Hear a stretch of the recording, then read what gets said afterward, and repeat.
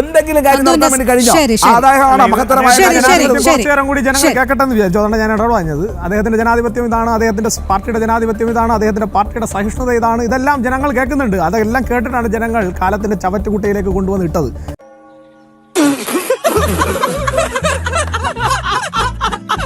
അതുകൊണ്ട് ഇനിയും അവർ അത് തന്നെ തുടരണം. ഞാൻ അതിനെ എതിർക്കാനൊന്നും പോകുന്നില്ല. അദ്ദേഹം അത് തന്നെ തുടരണം. ഇനി എൻ്റെ ബഹുമാനപ്പെട്ട അംശു വാമദേവൻ ഇപ്പോൾ കൗൺസിലർ അല്ലാത്തതുകൊണ്ടാണ്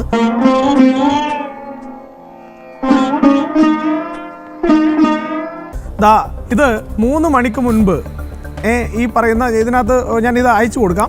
ഇവിടെ ഞാൻ അംശം അയച്ചു തരാം. അതായത് ബഹുമാനപ്പെട്ട മേയർ ഈ പത്രസമ്മേളനം അദ്ദേഹം നടത്തിയ പത്രസമ്മേളനത്തിന് ശേഷം തൊട്ടു പുറകെ തന്നെ ഔദ്യോഗികമായിട്ടുള്ള നഗരസഭാ വാട്സപ്പ് ഗ്രൂപ്പിലും അതുപോലെ പ്രതിപക്ഷ നേതാവ് ആയിട്ടുള്ള നിങ്ങളുടെ SP ദീപകിൻ്റെയും അതുപോലെ തന്നെ ശബരിനാഥൻ എന്ന് പറയുന്ന കക്ഷി നേതാവിൻ്റെയും വാട്സപ്പ് ഗ്രൂപ്പിലേക്ക് അദ്ദേഹം ഔദ്യോഗിക ഗ്രൂപ്പിൽ നിന്ന് അയച്ചിട്ടുള്ള മെസ്സേജും അതിൻ്റെ സ്ക്രീൻഷോട്ടും അതിനോടൊപ്പം അതിനകത്തുള്ള അറിയിപ്പ് എന്താണ് എന്നുള്ളതുമാണ്.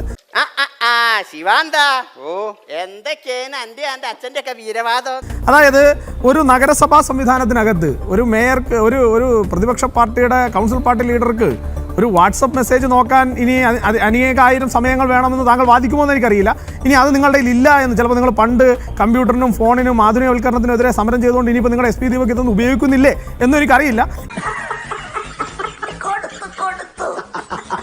ഇനി അങ്ങനെ ആണെങ്കിൽ നമുക്കൊന്നും ചെയ്യാനുള്ള വഴിയില്ല.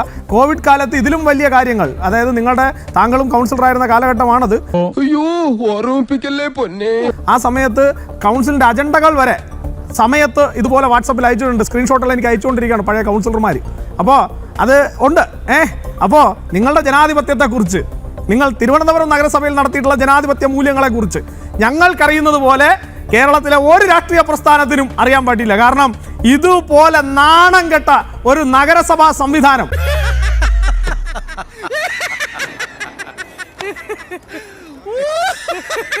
കഴിഞ്ഞ 5 വർഷക്കാലം ശ്രീമതി ആര്യ രാജേന്ദ്രന്റെ നേതൃത്വം താങ്കൾ തന്നെ വിളിച്ചല്ലോ പൊറോട്ട കള്ളി എന്ന്.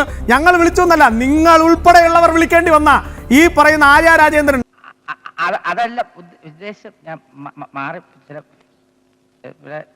പിന്നെ ചൂടാണ്ട് AC ഒന്നും ഇല്ല. അത് ഒരു മുൻ MLA സ്വന്തം മണ്ഡലത്തിൽ മേയറായിരുന്ന 5 വർഷം സെർവിംഗ് മേയറായിരുന്ന ഒരാളെ തന്റെ പ്രചരണ വാഹനത്തിലേക്ക് കയറ്റുമ്പോൾ കൂകി വിളിച്ച് സ്വന്തം നാട്ടുകാർ ഇറക്കി വിടുന്ന ഗതികേടിലേക്ക് ഒരു മേയറെ സൃഷ്ടിച്ച് ഈ തിരുവനന്തപുരത്തിന്റെ തലയിൽ കെട്ടിവെച്ച പാർട്ടിയാണ് CPIM. ചേട്ടാ അപമാനിച്ചേ ഞാൻ പോയിക്കോട്ടെ. അപമാനത്തിന് തന്നെ അപമാനമാണ് നീ. ആ CPIM ട്യൂഷൻ എടുത്താൽ ഞങ്ങൾക്ക് ട്യൂഷൻ എടുത്താൽ അത് കേൾക്കേണ്ട ബാധ്യത ഞങ്ങൾക്കില്ല എന്ന് ഇവിടുത്തെ ജനങ്ങൾക്ക് ബോധ്യമുണ്ട്. അത് ഇനിയിപ്പം അംശു വാമദേവൻ ബന്ധപ്പെടേണ്ട. ഇനി താങ്കൾ പറഞ്ഞല്ലോ LDFന്റെ കൗൺസിലർമാരാണ് അവിടെ സമരം ചെയ്തത് അല്ലേ? അപ്പോൾ LDFന്റെ കൗൺസിലർമാരിൽ ഈ ഇരിക്കുന്ന കൗൺസിലറുടെ പേരൊന്ന് പറഞ്ഞു തരാമോ? നമ്പീശമാമൻ മോനൊരു സാധനം കൊണ്ടുവന്നിട്ടുണ്ട്. അത് മാമൻ അങ്ങോട്ട് വന്ന് തരണോ അതോ മോൻ ഇങ്ങോട്ട് വന്ന് വാങ്ങിക്കുന്നോ? അതായത് ഇദ്ദേഹത്തിന് ഞാൻ മനസ്സിലാക്കുന്നത് ഇദ്ദേഹം മുൻ MLA V ശിവൻകുട്ടി എന്നാണ് ഞാൻ മനസ്സിലാക്കുന്നത്. തൊട്ടപ്പുറത്തിരിക്കുന്നത് നിങ്ങളുടെ CPMന്റെ ജില്ലാ സെക്രട്ടറി, ഇപ്പോഴത്തെ എക്സിസ്റ്റിംഗ് സെർവിംഗ് MLA ആയിട്ടുള്ള V ജോയ്. ഇവർ രണ്ടുപേരും എന്തിനാണ് പാർലമെന്ററി പാർട്ടിയുടെ സമരത്തിൽ വന്ന് കസേരയിട്ടിരിക്കുന്നത് മേയറുടെ ഓഫീസിന്റെ മുന്നിൽ? അപ്പൊ നിങ്ങൾ ഇത് ആസൂത്രിതമായിരുന്നില്ല അല്ലേ? നിങ്ങളുടെ ജില്ലാ കമ്മിറ്റി അറിഞ്ഞിട്ടല്ല അല്ലേ? അയ്യോ, ഇപ്പൊ പെറ്റി വീണ ഒന്നും അറിയാത്ത മാലാഹ കുഞ്ഞുങ്ങളാണല്ല. അവമാനിക്കരുത്. ഞാൻ നല്ലൊരു കുടുംബത്തിൽ പറഞ്ഞവനാണ്. നീ നല്ല കുടുംബത്തിൽ പറഞ്ഞു, ഞാൻ പിന്നെ മറ്റേ കുടുംബത്തിൽ പറഞ്ഞാണല്ലോ. നിങ്ങൾ ഈ നാട്ടിൽ മേയർ ജനാധിപത്യപരമായി തെരഞ്ഞെടുക്കപ്പെട്ട ഒരു മേയറെ ജനങ്ങളുടെ അഭിലാഷങ്ങളെ നാൾക്കുനാൾ വർദ്ധിച്ചു വരുന്ന അഭിലാഷങ്ങളെ ജനങ്ങൾക്ക് വേണ്ടിയിട്ട് ഹൃദയത്തോട് ചേർത്ത് നിർത്തി അവരിലേക്ക് എത്തിക്കുന്ന ഒരു മേയറെ ആ ഭരണസമിതിയെ അപായപ്പെടുത്താൻ ശ്രമിച്ചിട്ട് നാണം കെട്ട് ഒരു തരത്തിലും ഉളുപ്പില്ലാതെ ഇങ്ങനെ വന്നിരുന്നു ന്യായീകരണ തൊഴിലാളികളുടെ നിലവാരത്തിലേക്ക് തരം താഴ്ന്നു പോയ ഒരു CPM നേതാവിനോട് എനിക്ക് ഇതിലും മാന്യമായും സംസാരിക്കാൻ സാധിക്കില്ല. പോലത്തെ മനുഷ്യന്മാരൊക്കെ എങ്ങനെയാ എന്താ ചെയ്യാ? വല്ലാത്ത മനുഷ്യന്മാരെ നിങ്ങളൊക്കെ. നിങ്ങളൊന്ന് മനസ്സിലാക്കണം, പരാജയപ്പെടുത്തിയത് നേമത്തെ ജനങ്ങളാണ്. നിങ്ങളെ പരാജയപ്പെടുത്തി ഈ ശിവൻകുട്ടി MLA എന്ന് പറയുന്ന ഇരട്ട താഴിട്ട് പൂട്ടിയ നേമത്തെ MLA പരാജയപ്പെടുത്തിയത് നേമത്തെ ജനങ്ങളാണ്. ആ ജനങ്ങളോടാണ് നിങ്ങളുടെ വെല്ലുവിളി. നിന്റെ വേഷം കെട്ടലൊന്നും എന്റെ അടുത്ത് വേണ്ട. ഞാൻ ആരാണെന്ന് നിനക്ക് അറിയില്ല. മോന്ത കണ്ടില്ലോ, ഒരൊറ്റ പൊട്ടിക്കില്ലെന്നുണ്ടല്ലോ.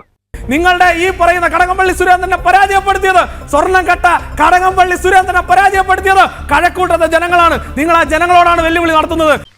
ഗ്യാസ് എടുത്തോണ്ടല്ല, കളിക്കല്ലേ.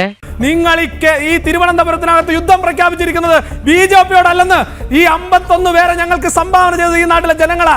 നിങ്ങൾ ഈ നാട്ടിൽ വെല്ലുവിളിക്കുന്നത് ഈ നാട്ടിലെ സാധാരണപ്പെട്ട ജനങ്ങളെയാണ് എന്ന് CPM മറന്നു പോകുന്നുണ്ട്. പിന്നെന്നുള്ള താങ്ങ് തനിക്ക് ഇനിയും പ്രതീക്ഷിക്കാം. കേറിപ്പോ. അയ്യോ ബോംബെ കഷ്ടം. 2 മുൻ MLA-മാരെ പല്ല് കൊഴിഞ്ഞ 2 സിംഹങ്ങളെ ഇറക്കി 2 റൗഡി ലുക്കിൽ ഇറക്കി നിർത്തിക്കൊണ്ട്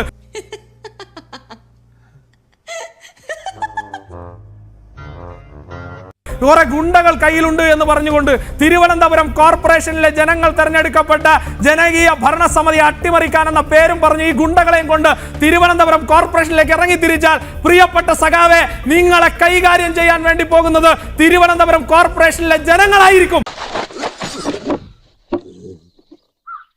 എന്ന് ഞാൻ നിങ്ങളോട് വളരെ സ്നേഹത്തോടെ ഉത്തരവാദിത്തത്തോടുകൂടി പറയാൻ വേണ്ടിയിട്ട് ആഗ്രഹിക്കുക. BJP-യുടെ ഭരണസമിതി 5 വർഷത്തേക്ക് തെരഞ്ഞെടുത്തിട്ടുണ്ടെങ്കിൽ നിങ്ങളുടെയൊക്കെ കണ്ണിന്റെ മുന്നിൽ ഇതേ ശിവൻകുട്ടിയുടെ, കടകംപള്ളി സുരേന്ദ്രന്റെ, വി ജോയിയുടെ, MV ഗോവിന്ദന്റെ, സാക്ഷാൽ പിണറായി വിജയന്റെ കണ്ണിന്റെ മുന്നിലൂടെ 5 വർഷക്കാലവും തിരുവനന്തപുരത്ത് ഭരണം നടത്തിക്കൊണ്ട് VV രാജേഷിന്റെ ടീമും ഇവിടെ തന്നെ ഉണ്ടാവും. കളിക്കാൻ പറ്റുന്ന തറക്കളികളുമായിട്ട് CPM വാ, ഞങ്ങൾ കാണേണ്ടടുത്ത് കണ്ടോളാം. ഓക്കെ, ഈ വക പരിപാടിയായിട്ട് എങ്ങാനും ഈ വഴി വന്നാൽ അടിച്ച് നിന്റെ മോന്തയുടെ ഷേപ്പ് പറ്റുന്നല്ലേ? അതെ, അതൊക്കെയാണ് കേട്ടോ, കുഴപ്പമില്ല.